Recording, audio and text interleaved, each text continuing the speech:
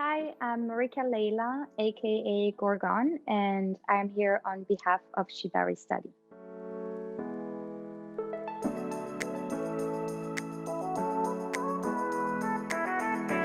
Can you just give a little bit of a background for people who might not know what Shibari is?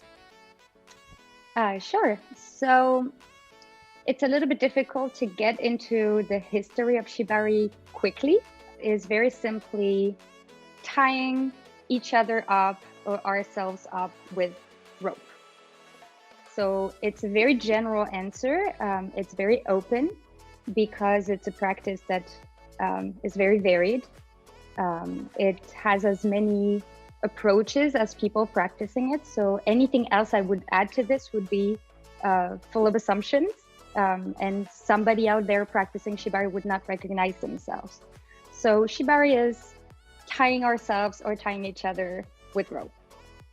Is there any way that Shibari in specific differs from just Western rope play? Mm-hmm. So this is obviously the next point is that Shibari is a Japanese word, right? So we need to also replace the practice into its cultural and historical context. So a lot of the Japanese rope bondage or Shibari, even if now it's been practiced by lots of people in lots of different ways all over the world, and it doesn't necessarily have much of its Japanese origins left in it. It's important to understand where it comes from. And so it is a practice that comes from Japan, that is now a highly mutated form of what it used to be. One important thing for me to say is that a very common myth or misconception around Shibari is that it's an ancient Japanese art. It really is not. It's a very modern practice. The earliest depictions of Shibari as we know it today are from, the late 1800s, early 1900s. So this is pretty modern. And whatever origins it has in ancient Japanese warfare is as relevant to the practice as, Inquisition time methods of incarcerations are relevant to any other form of BDSM, right? Yeah, so basically Japanese rope bondage, highly mutated. I actually didn't realize that there were so many different forms and that you could do it to yourself, like there's solo tying. That was going to be my first question, actually. Can you explain a little bit about the different types and the solo tying? That totally blew my mind. Again, if we go back to this very broad definition, rope on the body, then obviously there are virtually an infinite amount of ways you can use that tool and enjoy it and appropriate it, right? Like to your own desires and your own needs and your own body and the context and so on and so forth.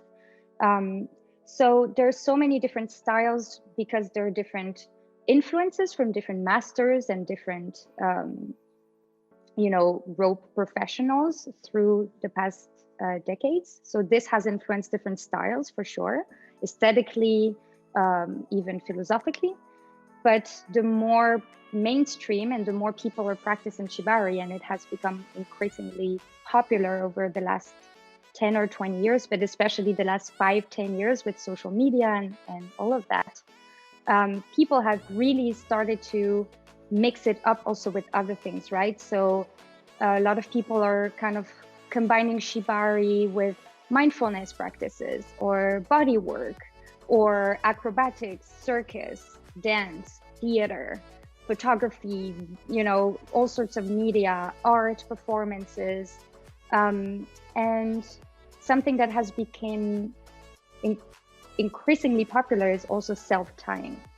And self-tying can be something that people do because they simply don't have a partner available to tie them or to tie, but they still want to practice, so they start tying themselves up.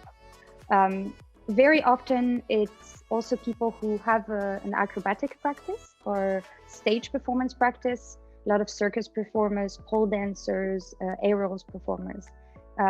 There's an obvious connection, especially with the suspension aspect of the practice. And then there's also a lot of people who practice self-tying really as a form of self-care or self-sensory experience, like a self-massage, or even in some cases in a very erotic way, kind of like rope masturbation. So there's no limit to what we can do, right, with this practice. You do both, right? You're like a rigger and a bottom. Am I getting the terminology right? It's like any other thing with BDSM. Some people are switch. Can you kind of explain the different positions? And yeah, so for those listening who have no idea what we're talking about, back a little bit. So basically with Shibari or rope bondage in general, unless we're doing self-tying, there's often 2 people involved. There can be more, but the classic scenario is going to be 2 people, 1 person tying and 1 person being tied. The vocabulary around this is a little bit, actually, it's not very really fixed, because different people with different approaches and also different language, different cultures will prefer certain words over another one. But the common words for the person tying could be rigger. This is a very neutral term, I think. It's very technical, like the person tying, so the rigger. If there's more power exchange involved, it could be top or rope top. And on the other side, it's the same. So if you want to keep it pretty neutral, people tend to use the term rope model. This can be a little bit sensitive because people might sometimes feel like it's too close to the word for fashion model, and then it kind of implies a certain body type, which feel very exclusionary. But I find it to be the most neutral term, right? Like rope model.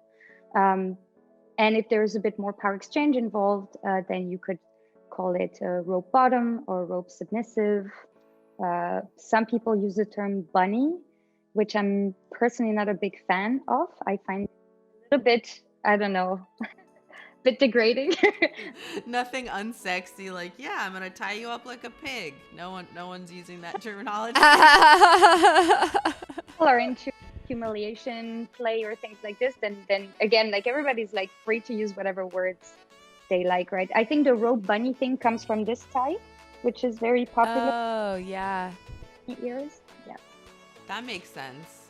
I think I don't want to put my my word on it, but I think this is where it comes from. Yeah. Just while we're on rigger and model or top and bottom, I saw a post on, I think it was your Instagram, where you were talking about the difference in those positions. The power dynamic isn't necessarily what you would think it is, and like the difference between power and control in those scenarios. Can you explain that a little bit? It's a practice that is actually very nuanced. And if we want it to be, it can be something really simple. Just like we want to have some hot sex in the bedroom and throw some bondage in there.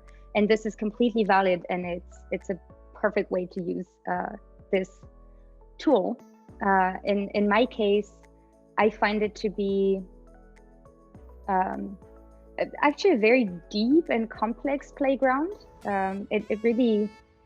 It can be something deeply philosophical, deeply intellectual, deeply political. And it's something that I've been practicing for 10 years since I was a very young woman. So my exploration of the practice has kind of bounced back and forth with my personal life also as a woman and as a young woman in a very male-dominated world. I mean, the rope world also, not just the world. So it has led me to a lot of thought processes and questioning that go way beyond it's hot, tie me up, you know. Mm-hmm. And one of these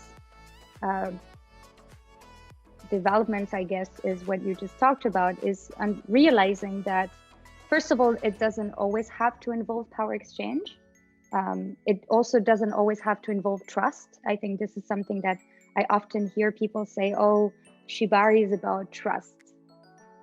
I mean, yeah, sure. If it does involve trust, that's amazing. And it should probably, when possible, but it doesn't have to. And it often doesn't. Like sex doesn't always involve trust or vulnerability or power exchange, right? You can have a really satisfying, amazing one night stand with a stranger. There's no trust there, right? You don't know that person.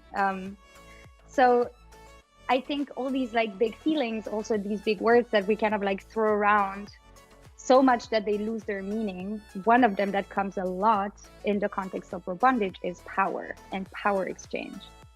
And it kind of stops meaning anything because we just kind of placate a very superficial understanding on this, that the person tying has all the power and the person being tied has no power. And we just kind of slap that thing on the practice and go with it. And I think anybody who's been practicing for enough time and with enough introspection and intentionality quickly realizes that this is not really true. It's not exactly true. And very often people who do get into this practice because they want the experience of power exchange, because they're dominant or because they're submissive, and they do want to feel like I'm letting go of all the power, I'm feeling powerless, and it's part of their fantasy, right? They actually get very disappointed, I think, because you feel like, okay, this is not real. And then it can get a little bit tricky. Or the other way around, people who felt worried about this notion of power exchange find something completely different. So this is the intro to what I'm about to say. I'm trying to give a little bit of context because there's just so much lived experience that goes into this thought process. But basically, something that is that resonates more to me, and it doesn't have to be true for everyone, is that I think the person tying has a lot of control, but very little power. And the person being tied has a lot of power and very little control.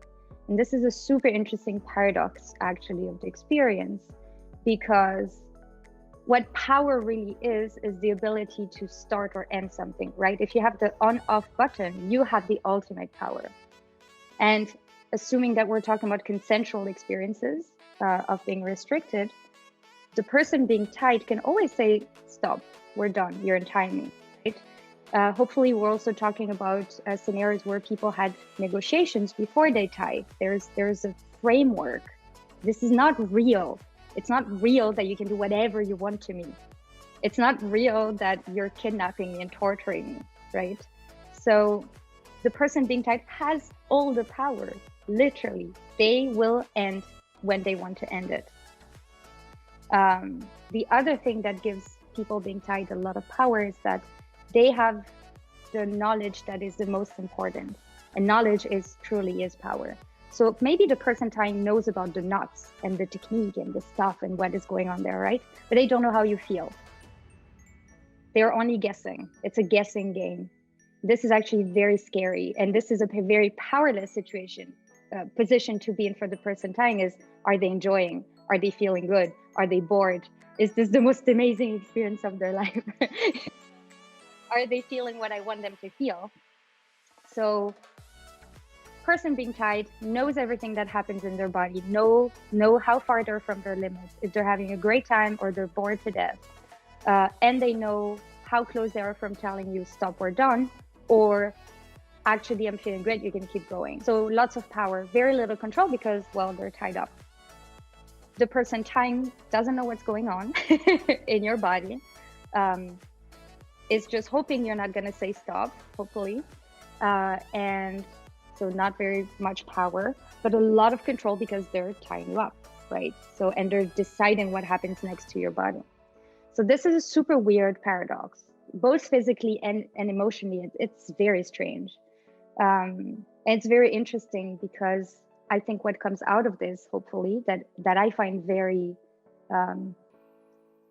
an opportunity for incredible growth for yourself and within a partnership, whether it's a romantic a partnership or not, is to start understanding that coming closer to this power exchange fantasy doesn't happen when the riggers or tops pretend that they have more power than they do and just kind of like, I'm just going to act very confident and be rough and not ask for consent to make it look like power exchange is happening. And bottoms kind of zone out and disconnect and go into this place of I'm out and you can do whatever you want to me, which can be really dangerous. But instead, when bottoms or models just develop more self-awareness, really understand and fully inhabit this power and share it consciously, intentionally, and wisely with their tops, with their partners. There cannot be power exchange if there's no power to exchange, right? So this is actually a very beautiful thing to understand and an incredibly empowering experience for the person being tied when this is happening consciously. And for the person tying, I find it a mind-blowing experience to learn how to use your power with humility. This is one of the most incredible experience, I think. Like it's such a useful human skill. So using this control, applying this control to someone else's body and emotional landscape in a humble way, and being fully aware and acknowledging the precarity of power of a dominant position, actually. Once all of this is either intuitive or intellectually phrased and acknowledged, it can be an incredibly empowering experience and an intellectually also very rich experience.